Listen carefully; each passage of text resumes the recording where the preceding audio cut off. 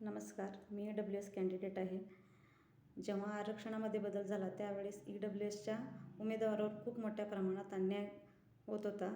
त्या अन्यायाविरुद्ध आणि आमच्या हक्कासाठी म्हणून मी स्वतः अनेक संघटनाच्या नेत्यांना खूप वेळा विनंती केली की आम्हाला मदत करा, आमच्यावरील अन्याय दूर करण्यासाठी तुम्ही पुढाकार घ्या आणि आमच्या हक्कासाठी तुमची मदतीची गरज आहे म्हणून खूप वेळा विनंती केली. पण कोणत्या संघटनेच्या नेत्यांनी आम्हाला कोणत्याच प्रकारची मदत केलं नाही. फक्त तुषार सरांनी त्यांच्या समाजाच्या विरोधात जाऊन आमच्या EWS आरक्षणासाठी मदत केली आणि एवढेच नव्हे तर स्वतः पाठपुरावा केला. माझ्यासोबत युवा विद्यार्थी असोसिएशन संघटनेचे सदस्य येऊन आयुक्त ऑफिसमध्ये तिथे पत्र काढण्यासाठी भाग पाडलं त्यांना की ही चुकीची गोष्ट होत आहे. EWSच्या आरक्षणात EWSचेच कॅन्डिडेट असायला पाहिजेत. यासाठी तुषार सरांनी आणि त्यांच्या युवा विद्यार्थी असोसिएशन संघटनेने आम्हाला मदत केलं.